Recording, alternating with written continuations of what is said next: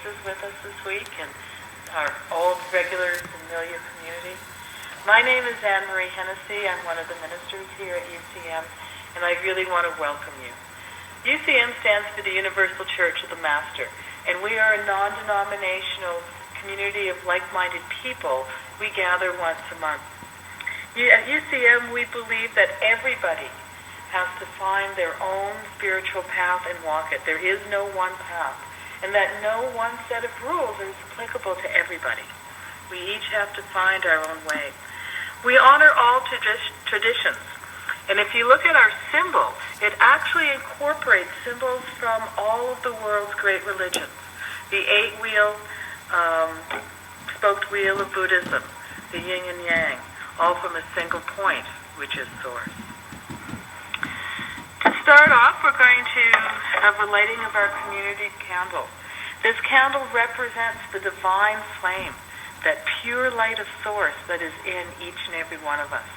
And it shows us coming together as that community. And as I light it, I call upon the angels, the archangels, the spirit guides and helpers, and all who are in spirit now, to be with us and to be part of our community.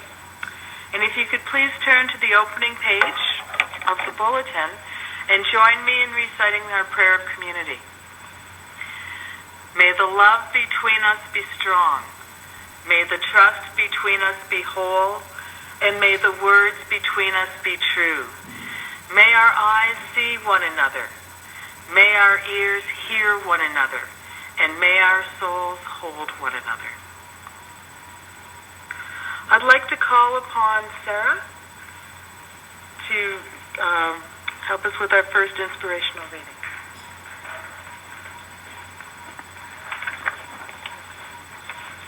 Gratitude by Suri Chinmoy. In the life of aspiration and dedication, the gratitude deer always runs the fastest, always achieves the most, always becomes the perfection, satisfaction of the highest, and most fulfilling, fulfilled, supreme in us. Gratitude is not a human achievement. Gratitude is a divine treasure, granted to us by the inner pilot within us, the absolute supreme.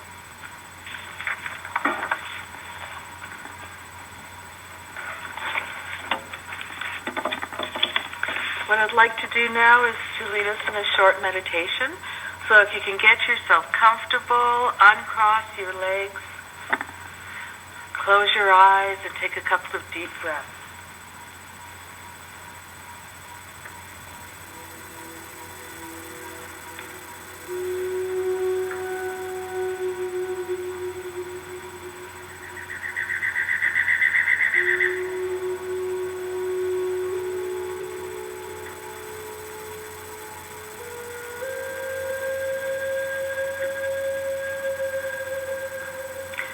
The sun is warm on the hillside.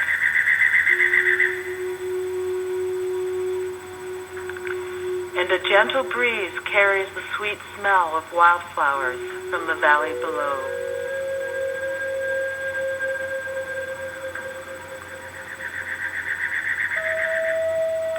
Slowly, you make your way down the winding path towards a small, sparkling light that has caught your attention.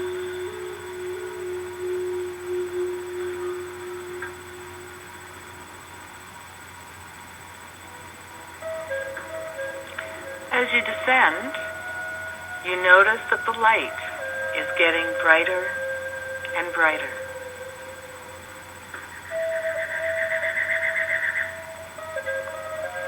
Until you find yourself standing beside a still, dark pond.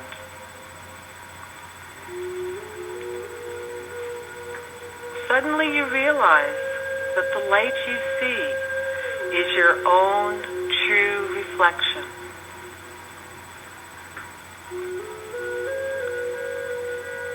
And in that instant, you remember who you are.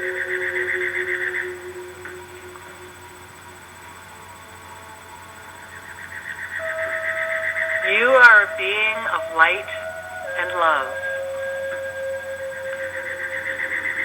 one with the pure light and love of Divine Source and all that is.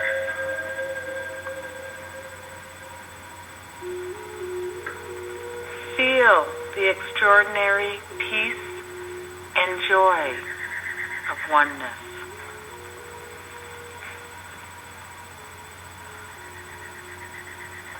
Let it envelop you and shield you as you live your daily life.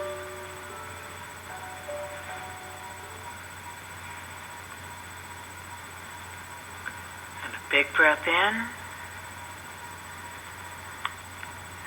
and out. And a big breath in and out. Feeling whole and complete, and remembering who you are.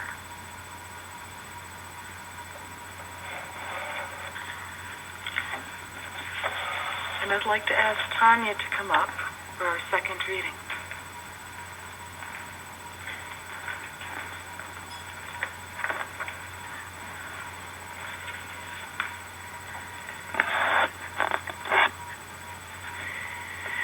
The reading is on giving.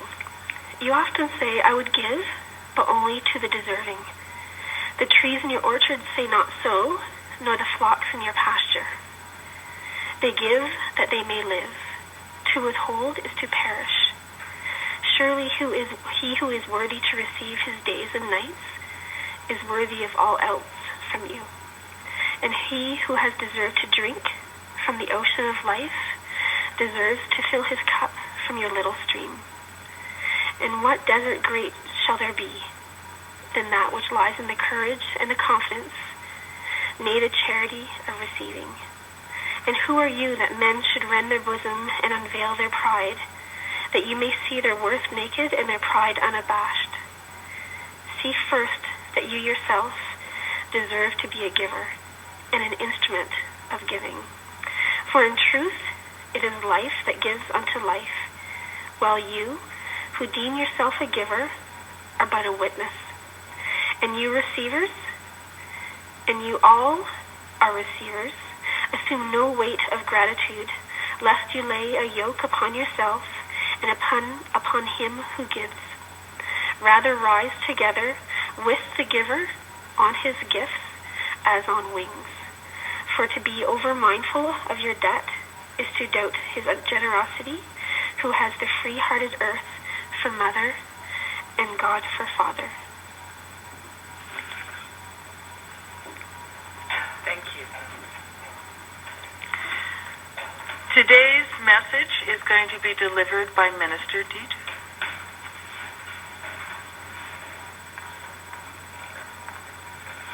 Good evening, everyone. Thank you so much for coming out and sharing your evening time and space with us here.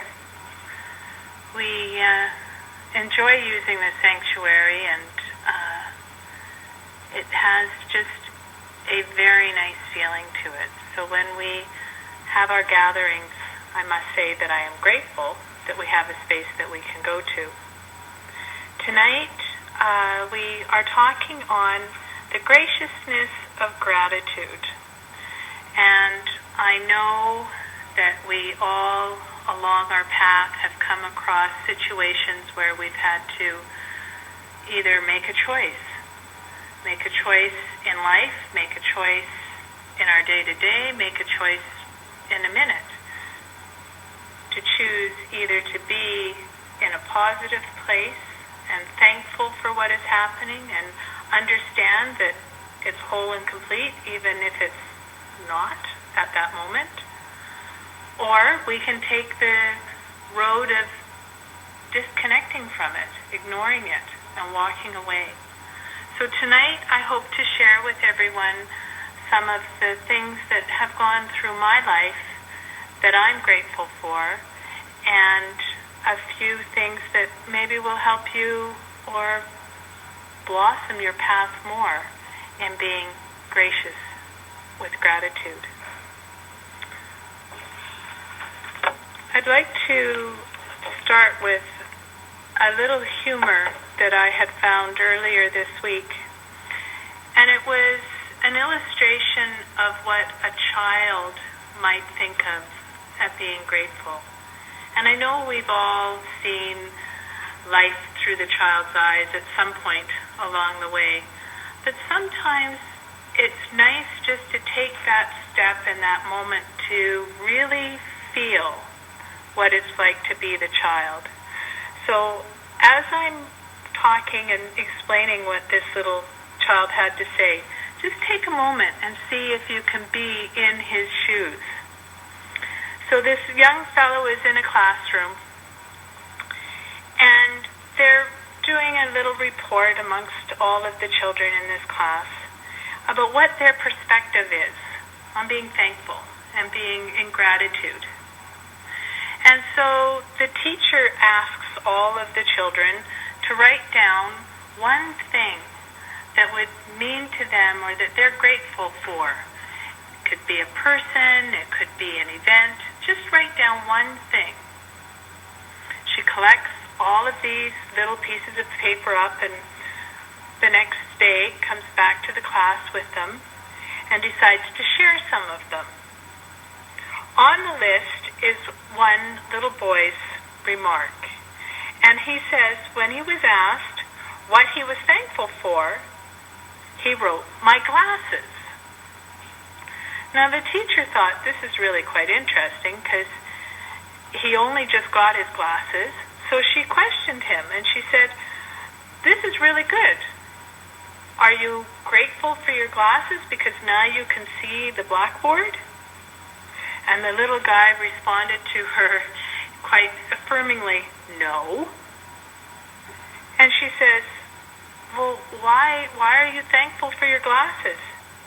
He goes, "I'm thankful because they keep the other boys from hitting me and fighting with me, and they keep the girls from kissing me." He clearly understood what it is to be in gratitude. So I think sometimes when we are looking at life, we have to stop and be in the moment. Like this child, we have to look at it through another set of eyes. Today, I had to go to the airport to pick up my mother, who flew in from Vancouver Island. And I gave myself plenty of time. I left my house at 3:30, assuming it would take me 45 minutes max to get up there. As I went on to 14th Street, I ran into an auto accident where a cab driver had missed a meridian and wound up centering himself in the middle of Kensington, and traffic was at a halt.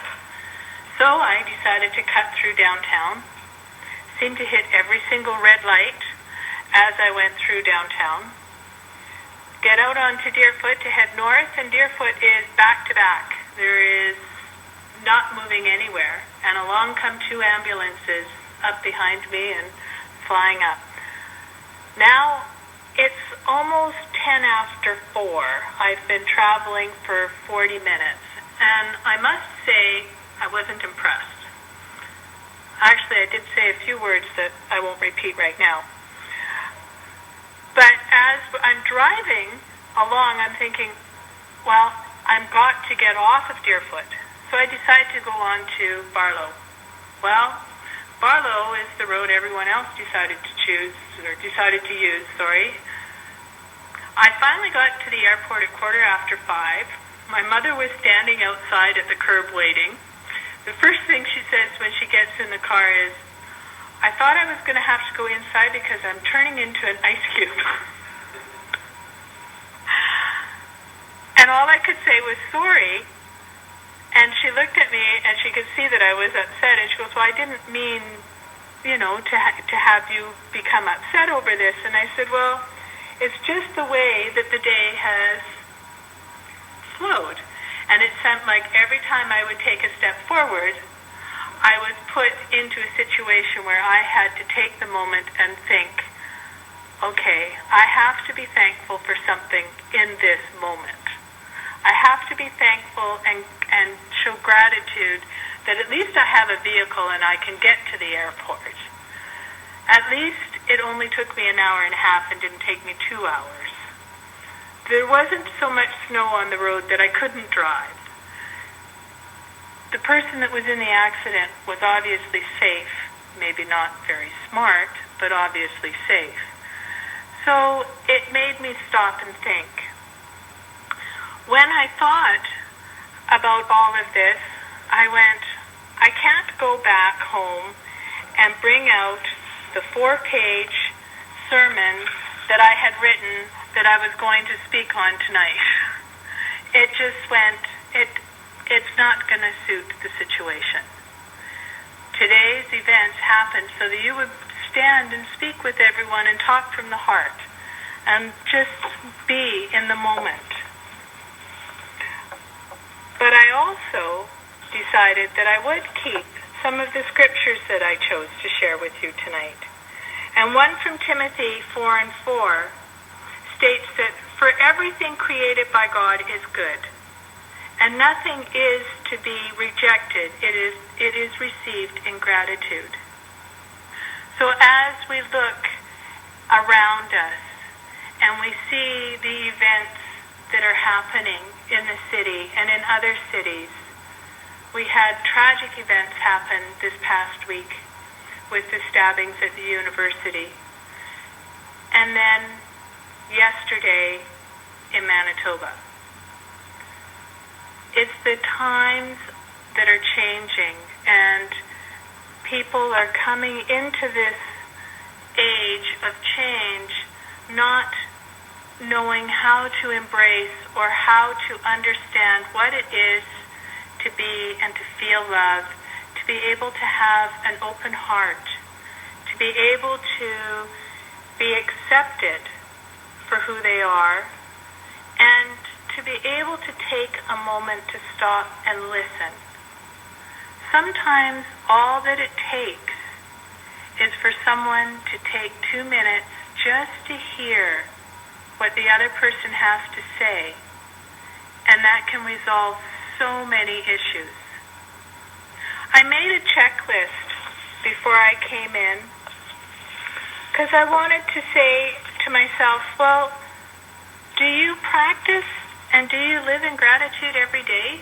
Do you really do it? Is this something that you're not just going to get up and talk to everybody and say, hey, this is what you do? Because if I don't do it myself, how can I share it with everyone else? So I asked myself, how can I be kind to someone who is so humble that they often put their desires not in first place? They put the desires of others first. So how can I, as a person, be in a place of graciousness of gratitude to help those people understand that even though you're putting out for everyone else, it's okay for you to take 5 minutes for yourself too. And then I went, I need to listen to that for myself as well.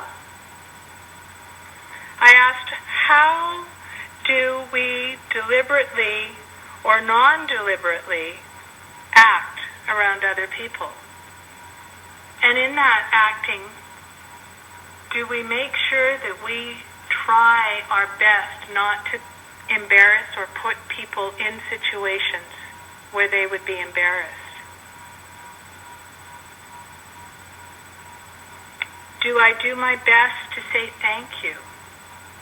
Even for the smallest things, when people come and do something for me, even if I don't notice it right away, when I do notice it, do I take that time to actually go back and say thank you for what they've done? Do I listen to others and pay attention to what their needs are before I start blurting out what I feel is mine? That is a hard one. I don't know if anyone else has difficulties with it, but I know I do. Do I do my best to remove spiteful thoughts. When I'm in a situation and someone is driving me crazy, like driving down the highway today, once I got through it all, I realized, okay, it's just an incident. Don't hold on to it. Don't make it more than it is. So I try to be mindful in what I say to others. And I seek ways, when I can, to make others feel accepted and honor them for who they are. Honor their paths. Honor their choices. I have a young friend who has just found out that their son is choosing a lifestyle which they have always said they would never honor. And they're really having a struggle with that because this has always been their little boy. And now this child is choosing another path, and he's more comfortable being a female or being more on the feminine side. And he's never wanted to play the hockey, and he's never wanted to do the heavy sports that a lot of young men and teens do.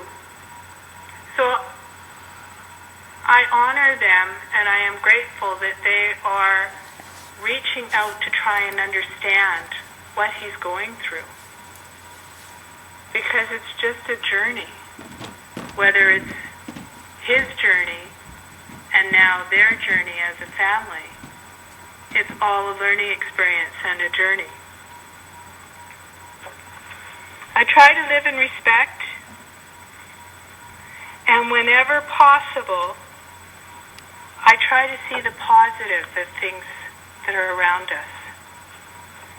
There's been many studies that when people actually take that moment to live in love, to come from the heart, to be at peace with decisions that they make, that they radiate that out to all of them around, all of those around them. And in doing so, it twice folds the energy in a positive way for everyone, not just yourself, but for all those involved and all those around you. So when I look back at that small child and his adamant no, I can see his point. I can see that, to him, no, these glasses are the best thing going. I'm not picked on anymore. I'm not being chased by girls. And he's embracing something that a lot of children or youngsters would really not want to have anything to do with. There's a minister at UCM in San Jose, and he wrote a poem, and it's called it's called The Church of One. And I would like to read it to everyone. The Church of One, a great institution, the Church of One.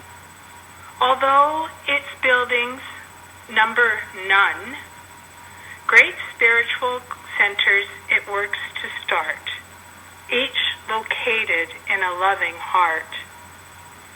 It is real, and it has a seat, the place where inspired concepts meet, where human and divine may trod, be still and know that I am God. Let's go within and start today, be balanced, learn, meditate, and pray.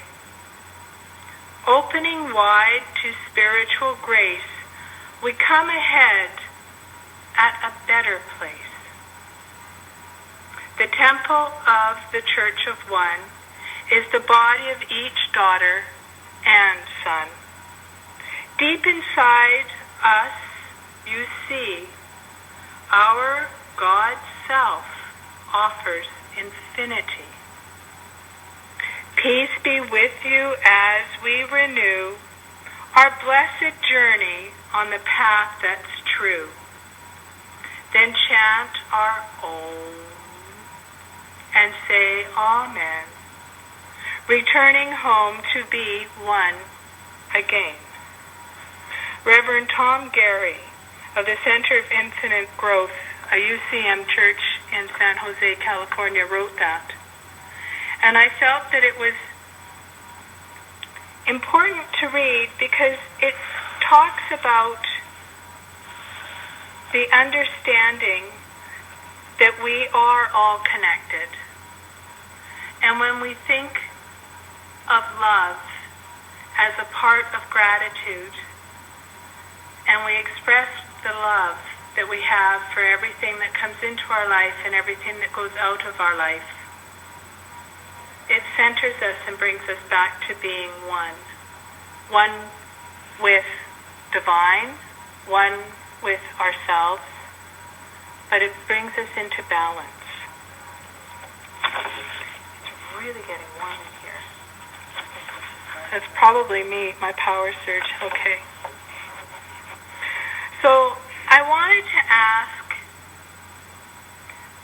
if anyone would like to share, when was the last time that you really felt that you were in gratitude?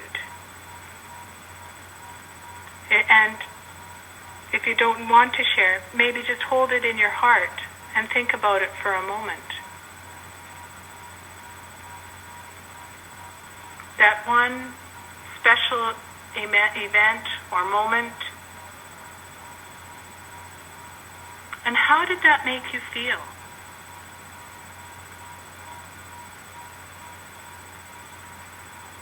Were there lots of other people around you? And then finally, how can you recreate that so that every day you can bring that into your life and share it with others? For gratitude is thankfulness. It's gratefulness and it's appreciation. And even though we look out and often project into the world, we need to also reflect back within ourselves and take a moment and know that these three tributes are also within ourselves. And so sharing them can become part of your daily life.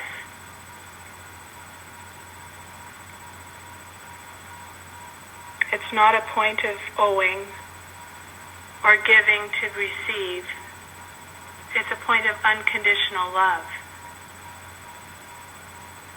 And I believe that divine source is that unconditional love which flows through us.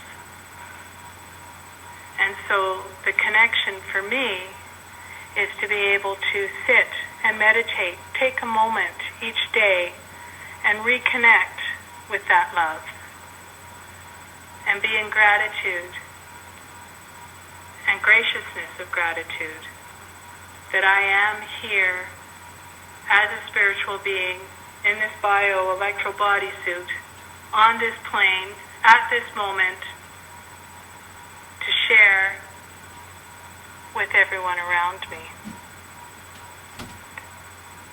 And so it is said, gratitude is not only the greatest of the virtues, but the parent of all others. And I'd like to leave you with that. And again, I'm very thankful and grateful that you could be here this evening. Thank you.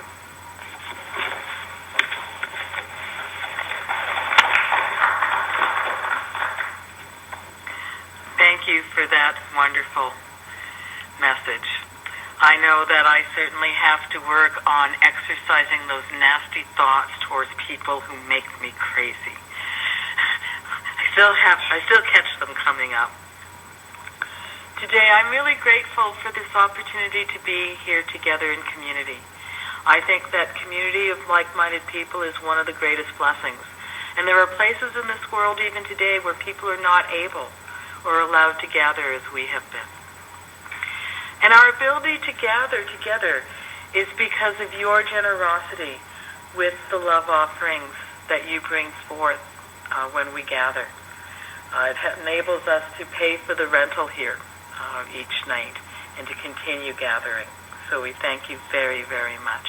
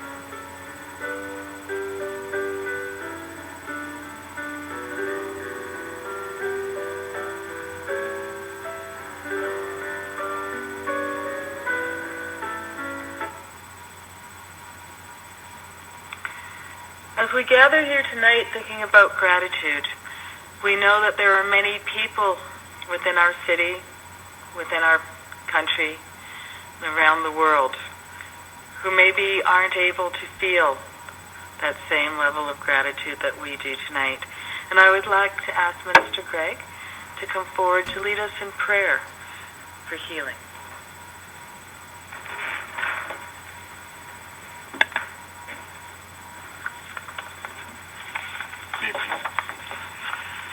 Mother, Father, God, allow our hearts to open up and embrace the families of those who survived the students that were murdered in our city. Allow our hearts to embrace them as they go through their transition, and that it will bring them finally to a peaceful place. And may we realize that in God's infinite plan, that it is all for the involvement of where we're going and who we are as spiritual beings. Today, in the town of Olds, there was discussion at the college about what had happened and what was the meaning of life. So as a result of the experience here, we have been discussing things of spirit and soul. So Father, Mother, Father, God, embrace us as we have this journey of love and light. And for any of you, if you have any loved ones that you would like to have prayer offered for healing, you can mention it out loud or quietly within your heart. in the next few moments.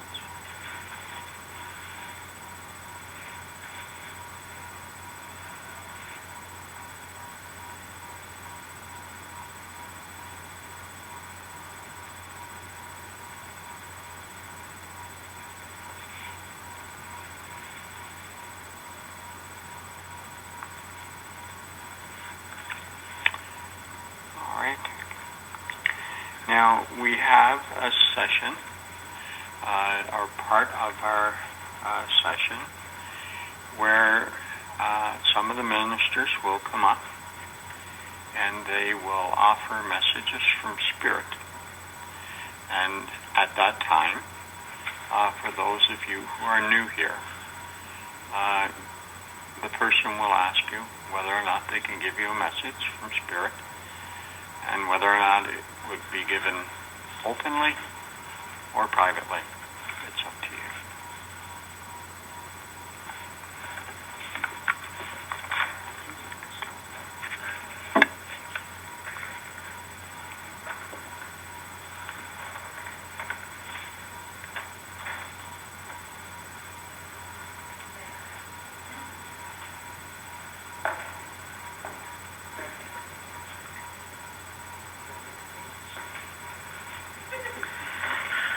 We're getting used to our technology. You spoke eloquently of gratitude, giving and receiving. But there is an imbalance in your life, Dee. You do way more giving than you do receiving. This needs to change. Because life is meant to be in balance. And for you to continue on your path in your ministry, you need to allow yourself to receive. There are many people who try to give to you, but you tend to cut it off. For whatever reason, you are not allowing that. And you're depriving two people of a great gift.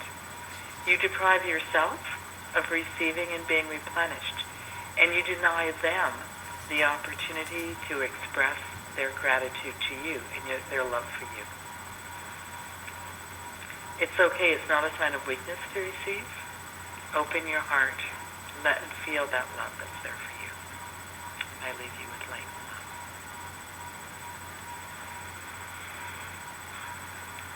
May I? Sarah. You have such a strong, beautiful spirit. You don't always listen to it, though. And you've been struggling over the last couple of months of second-guessing yourself. You know the path you need to walk, and you know the things that you need to do and why you need to do them. But then that little voice inside starts going, nah, nah, nah, nah, nah, nah, nah, nah, and you're doubting yourself. Don't listen to that voice. That's the trickster. Trust in yourself, your higher self, that truth that you know, and everything will be just fine. And I leave you in light and love. Looks like Minister D is ready. Ada, may I give a message to you? May I give a message to you?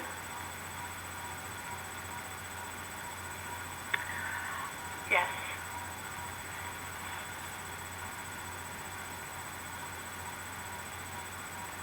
Don't hold back on speaking your truth. When you have something that is important for you to say it. Especially to the loved ones around you that don't want to hear it. Does that make sense? Good, thank you.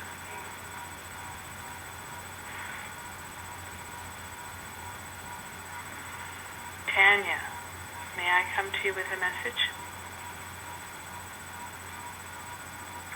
I sense there is a bit of conflict going on between siblings within your house right now. A power struggle. And it's pulling at your heartstrings because you are having a difficult time trying to hold the balance without being involved. If there is a way just to step back, and what I want to say is, if there's no blood, let them handle it on their own. So they'll work through it. Does that make sense? Okay, thank you. Would any of the student ministers like to come forward?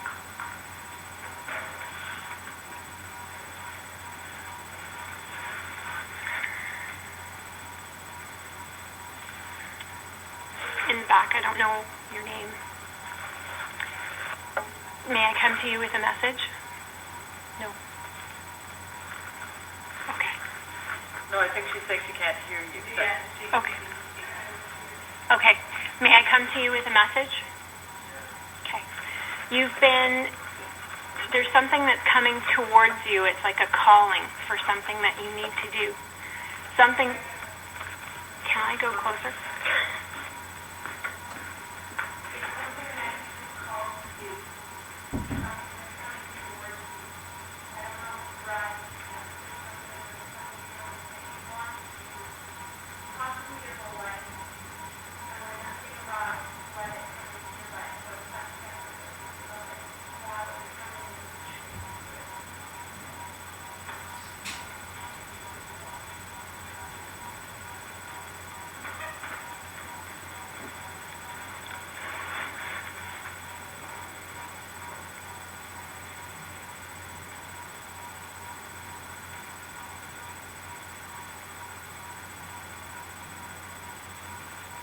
Greg, you need to breathe. And this just came in really strongly that you need to breathe. Let go of something maybe, and center yourself into one or two, maybe three things that you're doing, and let go of something. Seems like you have a lot on the go, a lot of decisions to make. You're not sure whether you're over here, or you're over here, or you're over here. Lots of hats. So just breathe, and in the breathing, your answers will come, and you'll know what to do and what to let go of. Okay? That's a discussion that I've had going in my head for the last 2 days. Yeah, thank you. Love, Mike. Thank you.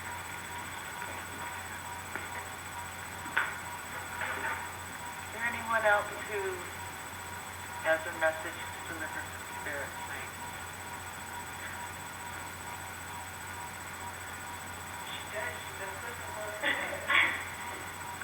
Okay, so pretend I'm channeling Richard now.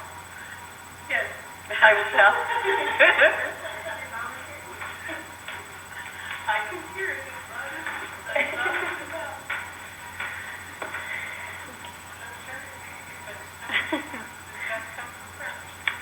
Bev, may I come to you with a message?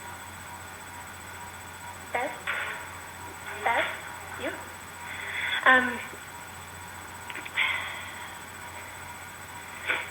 The same thing when I was doing the healing on you. And it goes so much with this sermon about giving so much, and that you need to replenish yourself as well. And it's almost like your body could rest for days just to recuperate what you're giving to others. And just to, I guess it's okay to allow yourself to step back and to take that breath and just to let things be for a while. They'll be okay. And you'll be able to see things so much better. You have so much love in you to give, and it's so beautiful to see.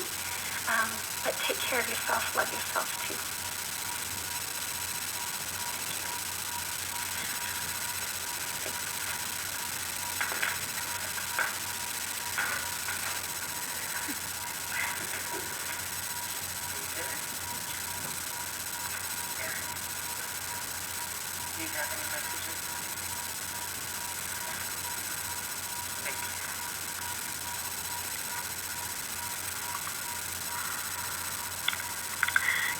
ask everybody to come on up here. You might want to bring your bulletin. We're going to gather in a circle for our final song, which will be followed then by our closing prayer.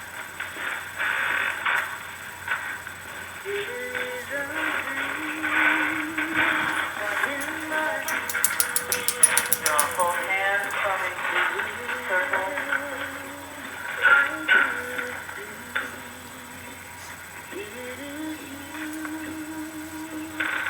Someday there'll be enough of us to have a choir. I don't know, she's doing a good job. We are free. Hearts open wide. It is time to decide. To live and alive in love to abide. To your heart, to great feeling, the song living in your heart. Don't be afraid to hear this feeling is where it hides. Hearts open wide, it is time to decide. To live and alive in love to abide. The healing power of love, conquering light of the world, make us stand for the future of this earth. We walk alone, sharing love, sharing power, understanding we all own. Hearts open wide, it is time to decide. To live and alive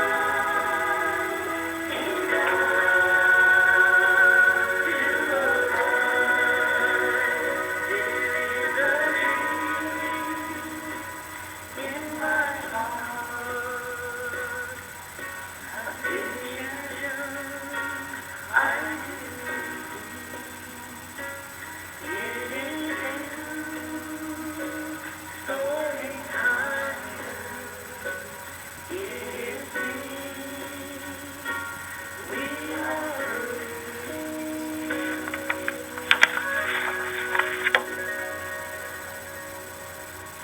Now Aaron will lead us.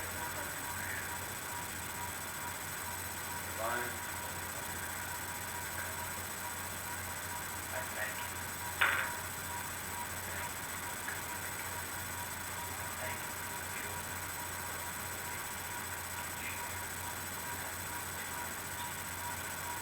I thank you.